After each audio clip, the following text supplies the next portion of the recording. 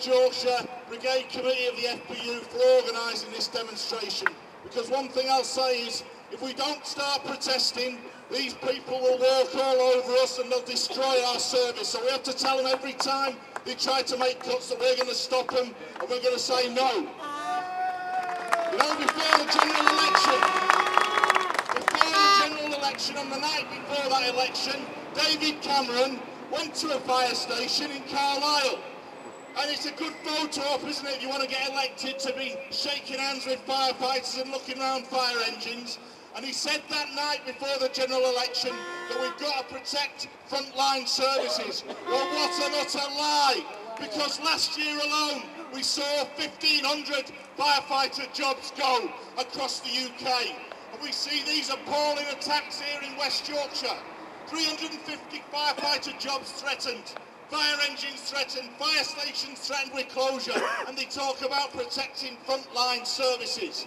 In London, the capital city, just remarkably, they wait till the Olympics are out of the way, and then they announce they're going to close 17 fire stations. So when they talk about protecting frontline services, you know and I know it's a complete and utter lie. And the background to that is the fire service relies on local council taxpayers, and it also relies on central government funding. And central government funding is being slashed to our fire and rescue service. And why is it? It's being slashed because they say the policies of austerity are necessary because of the economic crisis. Well, I don't think firefighters or other public sector workers or teachers or nurses or indeed any working people caused that economic crisis. It was the banks that caused that crisis, and we need to remember that. And your money, the money that you pay in taxes, and your families and your friends and colleagues pay in taxes, that was used to bail them out. So we didn't cause the crisis, but we're being asked to pay the price as a result of that mess and that chaos in the world economy. We're being asked to pay through seeing our services slashed. We've been asked to pay through seeing our wages frozen and our pensions destroyed, through the future of our young people thrown away. They talked in the 1980s about a lost generation, and they're recreating it again for young people. And what a disgrace, what a disgraceful way to treat our young people. And they talk about the impact of this on the fire and rescue service. Well, actually, there are statistical models that prove this, but it's not rocket science. If you close down a fire station and somebody dials 999, they're going to take longer to get from the fire station that they've been moved to the emergency call. And we go around, you know, we train kids and our elderly and our communities to say you need to install a smoke alarm, very sensible. And if you have a fire, get out, call 999, because fire develops very rapidly. So it's not rocket science. We know it, firefighters know it, and in truth the public know it. When you close fire stations and you get rid of firefighters and you get rid of fire engines, it will cost lives. And the great frustration I had when those chief officers were in Parliament the other day, there was only one comment, I have to say, from 6 senior officers or whatever it was, undenied. The answer is very clear, and they had an opportunity on behalf of this service to tell politicians and tell the government what the impact of the cuts would be, and they threw it away. What a shame. Because when people say, and Dave asked the question, what is the alternative? Well, here's one bit of the alternative. Get off your knees and start fighting for this service. All these chief officers have come through the ranks. They've enjoyed conditions that this union fought for. They've enjoyed better safety equipment and procedures that this union fought for. They've enjoyed better provision of fire stations that this union fought for. And now, unfortunately, they're allowing the service to be decimated. And we're not going to allow it. If they won't stand up for it, then ordinary firefighters up and down the UK and their union, the Fire Brigades Union, will stand up and protect our profession and our service, because we value it even if they don't. Again, to members of the West Yorkshire Fire Authority, local councillors elected by their local communities to then serve on the fire authority.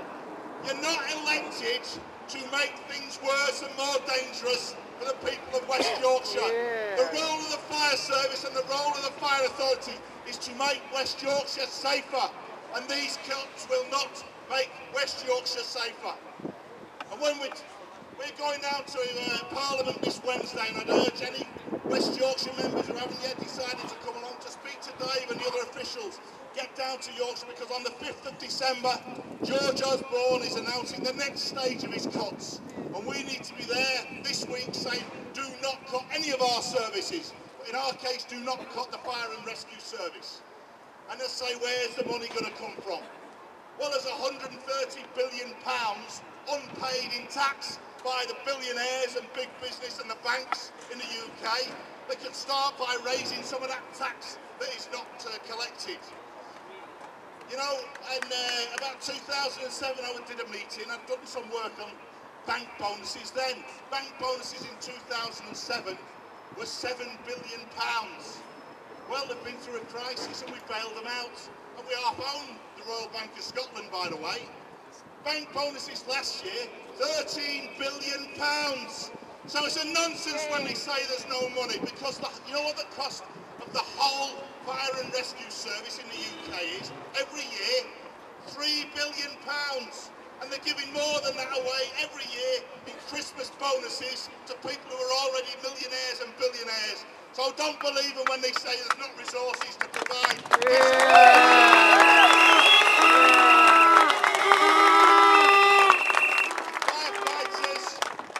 Firefighters are proud of what we do.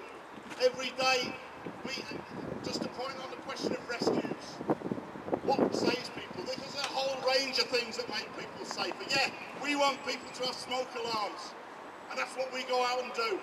We want young people to understand the dangers of fire, and that's what we go out and do. It's not chief officers doing that work, by the way. It's firefighters from fire stations doing that work. We're going out talking to our elderly people to make them safer in their homes. That's work that firefighters are doing, not chief officers, by the way. So we're proud of doing that. But, and we had to research this through questions in the House of Commons. Every year, over 3,000 people are rescued from fires and other dangerous incidents by firefighters. So it's a nonsense to say that it's just smoke alarms that matter. It's people need, when they have a fire or other emergency, to dial 999, and they want and they have the right to expect a fire engine in the quickest possible time, and that's what we're there for. Politicians are very good at praising us when we do things, the Buncefield fire, the bombings in London, the floods the other year in this part of the world. Yeah, they like to sing our praises then. Well, we're happy to do that, we're proud to do that.